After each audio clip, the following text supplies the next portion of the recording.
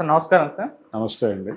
Sir ఇవాళ ఒక POCSO act చట్టం గురించి ఒకసారి డిస్కస్ చేద్దాం సార్. అంటే మామూలుగా ఈ యాక్ట్ పైన చాలా మందికి చాలా రకాల సందేహాలైతే ఉన్నాయి సార్. మొన్న సినిమా తీసి చూపించే ప్రయత్నం అయితే చేశారు కానీ అది అందరినీ కూడా సాటిస్ఫై చేసిందని చెప్పేసి కూడా కొన్ని వార్తలైతే రావట్లేదు. సో ఈ పోక్సో యాక్ట్‌ని మీరే విధంగా చూస్తారు? అంటే మీ అభిప్రాయం ఏంటి దీనిపైన? మీరేం చెప్తారు సార్ దీనికి సంబంధించి? అంటే చిన్న పిల్లల మీద మైనర్ అనేది ఒక మార్జిన్ కింద తీసుకున్నారు. మైనర్ బాలికల మీద జరుగుతున్నటువంటి సెక్షువల్ హెరాస్మెంట్ దానికి సంబంధించి కఠినమైనటువంటి ఒక చట్టం ఉండాలి అనేది సమాజం నుంచి వచ్చిన డిమాండ్. ఓకే. ఆ డిమాండ్ మేరకు ఆ చట్టం తీసుకురావడం జరిగింది. తీసుకొచ్చిన తర్వాత అది మిస్యూజ్ అవుతోంది అని చెప్పడానికి ఎక్కువ ప్రయత్నాలు జరుగుతున్నాయి. అంటే జనరల్గా మన ప్రొసీజర్ ఎలా ఉంటుందంటే ఏ చట్టం వచ్చినా కానీ ఆ చట్టం ఎవరి మీద అయితే పెడతారో ఆ యాక్ట్ పెట్టగానే మేము ఆ క్రైమ్ చేయలేదు కదా అని మాట్లాడతారు. దీనిలో కూడా కొన్ని స్కేల్స్ ఉన్నాయి. ఆ స్కేల్ ఏంటంటే సార్ ఇగో 3 ఏళ్ల బాలికకైతే ఇది, 12 ఏళ్ల లోపు జరిగితే కనుక ఖచ్చితంగా ఉరిశిక్ష వేయాలి. ఆ తర్వాత అయితే కన్సిడర్ చేయవచ్చు. నిజానికి అది కన్సిడర్ చేయవచ్చా లేదా అనేది కూడా అంటే కన్సిడర్ చేయాల్సిన అవసరం కూడా ఉండకపోవచ్చు. మైనర్ బాలిక మీద అత్యాచారానికి పాల్పడితే నేరుగా ఉరిశిక్షే అనేది జడ్జి గారి విచక్షణ ప్రకారం నిర్ణయం తీసుకుంటే అది అమలు జరిగి తీరవలసినదే. అయితే దాని మీద లీగల్ ఫైట్ ఎలాగూ చేస్తారు. వాళ్ళు హైకోర్టుకు వెళ్తారు, అప్పీల్ చేసుకుంటారు. జనరల్గా లాయర్లు తన కేసు గెలిపించుకోవటానికి ఎన్ని దారులు తొక్కాలో అన్ని దారులు తొక్కుతారు.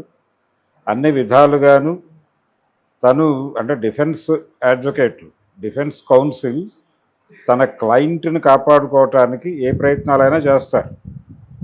ఈ ప్రయత్నాలు ఎలా జరుగుతాయి అనే దానికి సంబంధించి కూడా రకరకాల ఉదాహరణలు ఉన్నాయి మన ముందు.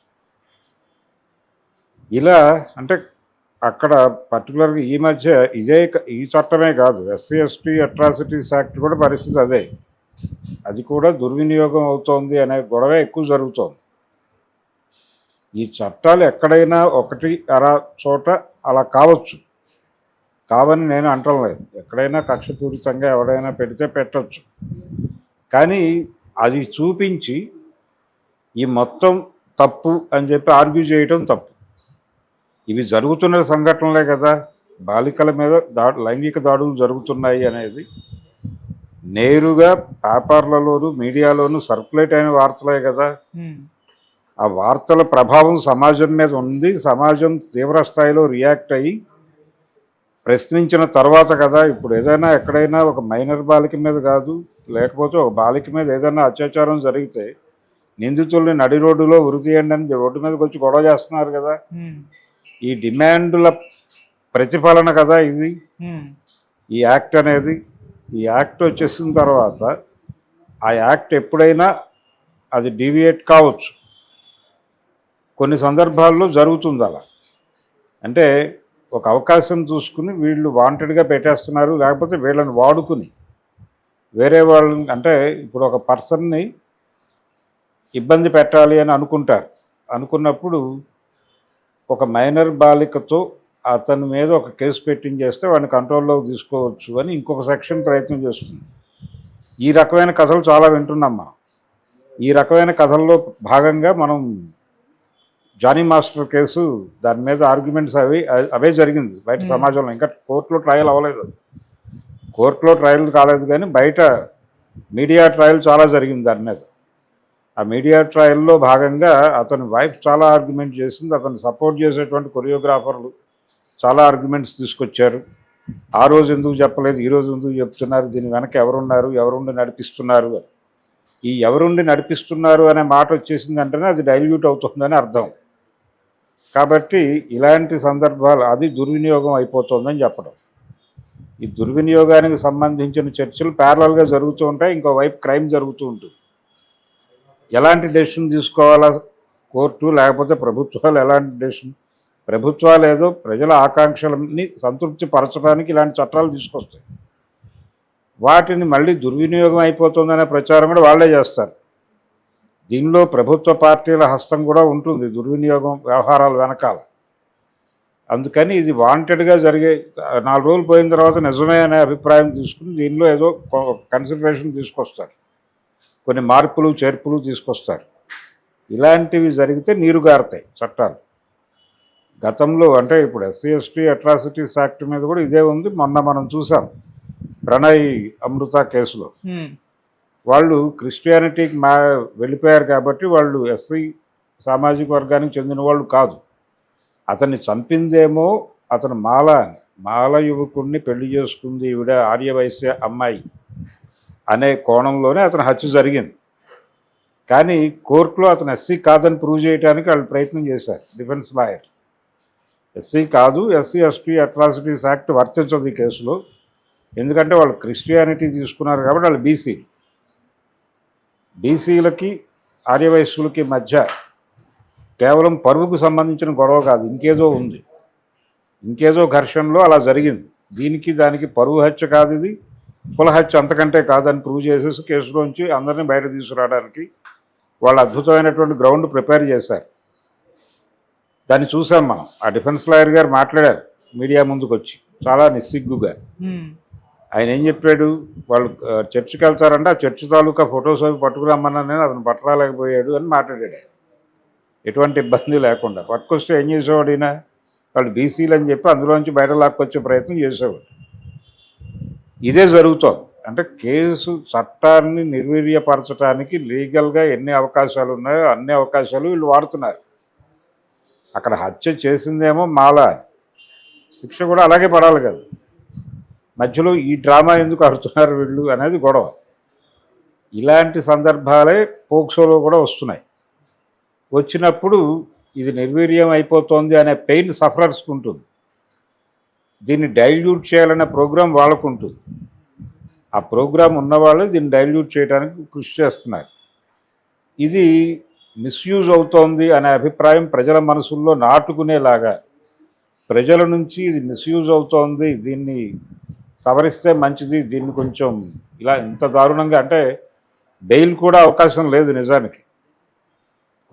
కొన్ని సెక్షన్స్ ఎలా ఉంటాయంటే, ఇప్పుడు టాడా యాక్ట్ ఉండేది పాత రోజుల్లో. టాడా యాక్ట్, ఆ యాక్ట్ పెట్టిన వాళ్ళని సెషన్స్ కోర్టుల్లో మాత్రమే ప్రొడ్యూస్ చేయాలి.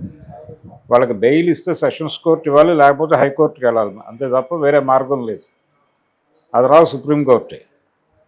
అందుకని అక్కడ చాలా ఎక్కువ రోజులు జైల్లో పెట్టడానికి అవకాశం ఉంటుంది ఎవరి మీదైనా కేసు పెడితే. అందుకని ఇలాంటివి పెడతారు, ఇలాంటివి ఉంటాయి, దానిలో ఇబ్బందులు ఉంటాయి.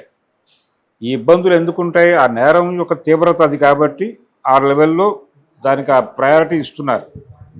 దాన్ని మీరు డైల్యూట్ చేస్తున్నారు అని ప్రచారం చేస్తే అలాంటి వద్దు, లేకపోతే మామూలు మేజిస్ట్రేట్ కోర్టులో పెట్టచ్చు, అక్కడ బెయిల్ తీసుకోవచ్చు. ఒకవేళ అక్కడ బెయిల్ రిజెక్ట్ అయితే అప్పుడు సెషన్స్ కోర్టులో ప్రయత్నం చేయొచ్చు, సెషన్స్లో ఫెయిల్ అయితే హైకోర్టు, ఇలా 100 స్టెప్పులు పెట్టుకుంటూ వెళ్తారు. డైల్యూట్ చేయడంలో భాగంగా ఇవన్నీ జరుగుతాయి. అలా జరగచ్చు. అలా చేయటానికి ప్రజల మనస్సుల్ని సిద్ధం చేయటం, ఆ సిద్ధం చేయటంలో భాగంగానే అది కల్చరల్గా జరిగిపోతుంది. సినిమాల్లోనూ జరుగుతుంది, సాహిత్యం ద్వారా జరుగుతుంది. ఇలా 100 రకాలుగా సమాజాన్ని ఇన్ఫ్లుయెన్స్ చేసి ఈ చట్టాన్ని సవరించి ఏదో చేస్తారు. ఫైనల్గా మసిపూసి మారేడికాయ చేయటం అనే ప్రోగ్రాం ఒకటి నడుస్తుంది. ఆ దిశగా ప్రయత్నాలు జరుగుతున్నాయేమో అని ఈ మధ్య జరుగుతున్నటువంటి చర్చలు, ఈ మధ్య వస్తున్నటువంటి కోర్టు సినిమా ఆర్గ్యుమెంట్లు. అంటే ఆ సినిమా చూసిన వాళ్ళు చాలా పెయిన్ ఫీల్ అవుతారు, అయ్యో ఇది వాంటెడ్గా పెట్టారా, ఇలాంటివి ఎన్ని జరుగుతున్నాయో అని ఆవేదన వ్యక్తం చేసే అంత డెప్త్తో తీశాడు సినిమా. ఇంటెన్సిటీ ఉంది ఆ సినిమాలో. ఆ సినిమా ఖచ్చితంగా ప్రభావవంతమైన చిత్రీకరణ, దాన్ని యాక్సెప్ట్ చేయాలి, అతని టాలెంట్. కానీ దానిలో ఈ కాన్స్పిరసీ కోణం కూడా ఉంది. ఓకే, దాన్ని ఐడెంటిఫై చేయాలి. అంటే నేరేషన్ ఎవరి వైపు నుంచి చేస్తున్నారు, పాలక వర్గాల వైపు నుంచి చేసే నేరేషన్, రాజ్యపు దృష్టితో చేసే నేరేషన్లో ఇలాంటివి వస్తాయి. అది ఏదైనా కావచ్చు, అది ఎంత అద్భుతమైనటువంటి ఇన్సిడెంట్ తీసుకుని చేసినా కానీ దాన్ని స్ట్రైట్ నేరేషన్లోకి వెడితే కనుక ఇలాంటి ఫలితాలే వస్తాయి. అలాంటి పనులు చాలామంది దర్శకులు వాంటెడ్గానే చేస్తున్నారు. సాహిత్యంలో చాలామంది రచయితలు రాస్తున్నారు, కథలు రాస్తున్నారు, నవలలు రాస్తున్నారు ఇదే టాపిక్ల మీద. కాబట్టి ఇదంతా సమాజాన్ని సన్నద్ధం చేయడానికి ప్రయత్నాలు కల్చరల్గా. ఈ ప్రయత్నాల్లో భాగంగా అన్నీ జరిగిపోతాయి మన కళ్ళ ముందే. అందుకని ఈ చట్టాలను కాపాడుకోవడానికి ఎవరైతే సఫరర్స్ ఉన్నారో వాళ్ళు దళితులు కావచ్చు, అక్కడ SC ST atrocities act protect చేసుకోవాల్సిన అవసరం ఉంది వాళ్ళకి. అలాగే ఇక్కడ మహిళల మీద లైంగిక వేధింపులు, పర్టికులర్గా చిన్నపిల్లల మీద, మైనారిటీ తీరని బాలికల మీద జరుగుతున్నటువంటి ఈ అత్యాచారాలని అడ్డుకోవటాన్ని, అత్యాచారంతో పాటు హత్యాకాండలు